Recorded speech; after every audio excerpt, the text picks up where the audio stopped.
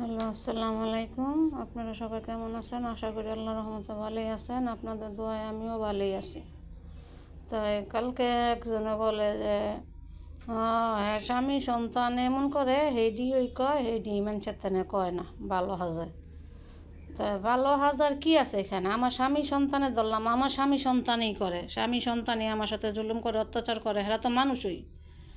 আমার ছেলেরা মেয়েরা ওরা তো মানুষ, ওরা তো মানুষের কাতারেই পড়ে, ওরা তো এলিয়েন না যে আকাশ থেকে নামছে বা ওরা কোনো ফেরেস্তা। ওরা কোনো অন্যায় অপরাধ করতে পারবো না, ওরা অন্যায় অপরাধ করতে পারবো না বা ওরা এটি শিখে নাই। আরে ভাই, ওরা তো মানুষই, মানুষই ধরলাম, ওরাই করে। তাই আপনার কাছে, আপনাকে কাছে বিচার দিলে কি সমাধান করবেন? কি করতে পারবেন? ইয়া কিছু করতে পারবেন? হুম, পারবেন না। আপনাদের কাছে বললে কি হইব? আমার সংসারটা আরও বাড়ি হইব, অশান্তি ভরপুর হয়ে যাইব। এটা নিজেরই মানায় নিতে হইব। আপনার সংসার আপনি কীভাবে চলবেন, কীভাবে আপনার শান্তি হইব, কীভাবে থাকলে আপনার ভালো লাগবে, কীভাবে সবার সাথে মানায় নিতে পারবেন, ওইটি আপনি শিখতে হইব, বুঝতে হইব, ওইভাবেই চলে যাইতে হইব। আর আমার স্বামী সন্তান, আমার সন্তানেরা, আমার মেয়েরা, আমার ছেলেরা আমার সাথে করে, আমি এটি কখনো বলি নাই। ওরা করে না, ওরা আমার সাথে এরকম করে না। আর যদিও করে, আমি কারো পরোয়া করি না। যদিও করে, করব, ওইভাবে ওদের সাথে মোকাবেলা করার ক্ষমতা বুদ্ধি আমার আছে। কারণ আমি মা, আমি ওদের পেটে ধরছি। ওরা আমার সাথে ভুল করতেই পারে। সেই জন্য যে ওদের সাথে আমরা ভুল করব এটা না, এটা প্রতিবাদ হয়ে গেল। এটা করবেন না। অনেক সময় অনেক কিছু ত্যাগ স্বীকার করতে হয়। ত্যাগ স্বীকার কইরা একজনের মন পাওয়া যায় বা একজনের শাসন করা যায়। অনেক কিছু ত্যাগের বিনিময়ে একটা মানুষ ভালো করা যায়। প্রতিশোধ নিলে, বদলা নিলে ওইটা হইতো না। এটা বাপ মা ছেলে সন্তান স্বামীর সাথে প্রতিযোগিতা চলে না। প্রতিযোগিতা, প্রতিবাদ, বদলা এটা হয় না, এটা পরের সাথে হয়। আমার সন্তানরা এখন পর্যন্ত ভালো, আজকে পর্যন্ত ভালো। কালকে কি হয় আমি জানি না, কালকে কি হইব সেটা আমি জানি না। কালকে যাই হোক, ওইটা মোকাবেলা করার ক্ষমতা আমার এখন পর্যন্ত আছে। কালকের কথা বলতে পারি না। মানুষ পরিস্থিতি শিকার। আপনি যখন যেভাবে থাকবেন ওইভাবেই চলা শিক্ষা যাবেন, বা আল্লাহ শিখাইব, ওই তৌফিকটা দিব। আমার ছেলেরা যদি আমার সাথে খারাপও করে, ওদের সাথে প্রতিবাদ করার ক্ষমতা আছে। খারাপ কি করবো? হয়তো খাওয়ান পিন্ধন দিব না, ভরণ পোষণ দিব না। আলহামদুলিল্লাহ, আলহামদুলিল্লাহ। আপনারা আল্লাহর কাছে দোয়া করবেন যে ছেলে হোক, মেয়ে হোক বা আত্মীয় স্বজন হোক, ওরা যাতে বয়সটা মাঝামাঝি থাকতে আপনার সাথে পোল্ট্রি লয়, গাদ্দারি করে বা আপনারা সাইডা দেয়। কারণ ওই সময় সাইডা দিলে আপনার চলার ক্ষমতা আছে, ফিরা ঘুরা দাঁড়ানোর সুযোগ পাইবেন। আপনারা যদি বিছনায় থাকেন, বিছনা সজ্জা হয়ে যান, ওই সময় যদি কেউ আঘাত দেয়, সাইডা দেয়, ফালাইয়া দেয়, কিচ্ছু করার নাই। নীরবে শুধু কানবেন, নীরবে শুধু কান্না ছাড়া, আল্লাহরে ডাকা ছাড়া আর কিচ্ছু করার নাই। আলহামদুলিল্লাহ। যদি মাছ পস্টায় আপনারা সাইডা দেয়, আলহামদুলিল্লাহ বলবেন যে আল্লাহ, আমার মাথার থেকে আপনি একটা বোঝা স্বেচ্ছায় নামাই দিছেন আমার কাঁধের থেকে। আলহামদুলিল্লাহ বলবেন, আলহামদুলিল্লাহ। আমি চাই মাছ পথা এসে সবাই একটা আশার দেব। কারণ লাশ পর্যায়ে সব সারা জীবন জোয়ান কালরা এই স্বামী সন্তান ছেলে মেয়ে ভৌজি করতে করতে করতে করতে একদিন কাটাই দিই। শেষ বয়সে ভালো থাক মাইসা প্রায় মানুষ আছে, প্রায় মানুষ শেষ বছর শেষ সময় আইসা ওই সময় যে একটা আঘাত দেয়, একটা কষ্ট দেয়, সাইডা দেয়, ওই সময় মানুষ কিচ্ছু করতে পারে না। দাঁড়ে দাঁড়ে ভিক্ষা করে, ঠোকর খায়, দাঁড়ে দাঁড়ে অবহেলিত হইয়া মারা যায়।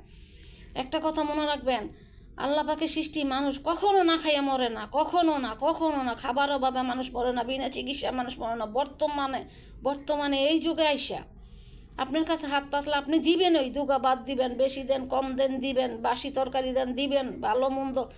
মানুষ না খাইয়া মরে না। বৃদ্ধ বয়সে মানুষ মরে কিসে জানেন? শুধু ভালোবাসার অবহেলায়। ভালোবাসা, যত্ন, আদর, শুধু একটু অবহেলার কারণে মানুষ মারা যায় বৃদ্ধ বয়সে এসে। বৃদ্ধ বয়সে কেউ শ্বাস চায় না, পোশাক চায় না, ভালো খাবার চায় না, এটি লাগে না। সময়ের সাথে, যুগের সাথে সাথে সব কিছু চেঞ্জ হয়ে যায়, ছোট হয়ে যায়, কমে যায়। শুধু ভালোবাসার অভাবে, অবহেলার অভাবে মানুষ ঘৃণায় দুঃখে তিলে তিলে নিঃশেষ হয়ে যায়। আস্তে একদিন এই শোয়ার মিদেই নিঃশ্বাসটা ত্যাগ করে দেয়। শুধু ব্রেনটা কাজ করে যে কী হইলো, কী করলাম সারা জীবন। বলতে পারে না, হাত পাও অচল, মুখ অচল, কিচ্ছু করতে পারে না। শুধু তিলে ধুকে ভিতরে খালি কী করলাম, কী পাইলাম, এতটুকুই। তো বৃদ্ধ বয়সে যদি বাপ মার একটু সেবা যত্ন করে, একটু ভালোবাসে, বৌজিয়ারা একটু সম্মান করে, একটু যত্ন করে, অতটুকুই দোয়া করবেন, অতটুকুই কামাইতে চেষ্টা করবেন। আরে কী করলো কী করলো না, আমার ছেলে কী করলো, আপনার ছেলে কী করলো, আপনার মেয়ে কী করলো, মেয়ের জামাই কী করলো, আমার মেয়ের জামাই কী করলো, ওটি দেখার দরকার নাই তো। কে কী করলো না করলো ওটি মোকাবেলার করার সাহস রাখবেন, শক্তি রাখবেন। ওইটুই আমার ছেলেরা যদি আমার সাথে খারাপ ব্যবহারও করে আমার কিচ্ছু আসে যায় না, ওরা আমার সন্তান, আমি ওদের পেটও নিছি। আখের পরকালে ওরা আমার কাছে জব দিবা, আমি আর কাছে জব দিতে বাধ্য না, ঠেকা না, পরোয়াই করি না, আমার কাছে ব্যাপারই না। আমার সন্তানরা যদি আমার আঘাত দেয় বা সাইডা থিয়ে যায়, ব্যাপারই না, যাইলে যা, এটা তগ কর্ম তগ নসিব, এটা তগ কর্ম তগ নসিব। যদি ভালো হইব খারাপ হইব কিচ্ছু করার নাই। কিন্তু এই সময় যদি ফালাই দেওয়া যায়, আলহামদুলিল্লাহ আলহামদুলিল্লাহ আলহামদুলিল্লাহ, আপনি গুইরা দ্বারা সুযোগ পাইবেন, ফেরা কিছু বাঁচার ক্ষমতা রাখবেন, বাঁচতে পারবেন মন মতন, এতটুকুই। আমার ছেলে মেয়ের কথা আমি কখনো বলিনি, আপনারা বলেন কে? আপনি ছেলে মেয়ে বলেন, আপনি বুকে হাত দা বলেন, আপনার ছেলে মেয়ে, আপনার প্রতিবেশী, আপনার বাপ মা, আপনার ভাই বোন সবাই কি সুখী আছে? সবার সংসারে কি সুখ আছে? না, সবার সংসারে কম বেশি ভালো মন্দ সন্তানেরা ভুল করবই।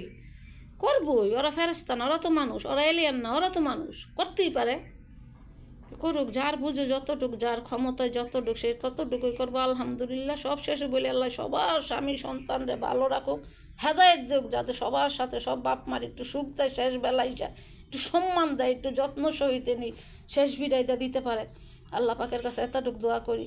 আপনারা ভালো থাকেন, ভুল টুটি হইলে মাফ করে দিয়েন, কার মনে কষ্ট দিয়ে আঘাত দিয়ে বলতে পারি না, তাই আপনারা মাফ করে দিয়েন, ভুল টুটি ক্ষমা করে দিয়েন। আসসালামু আলাইকুম, আবার আসবো। আল্লাহ হাফেজ।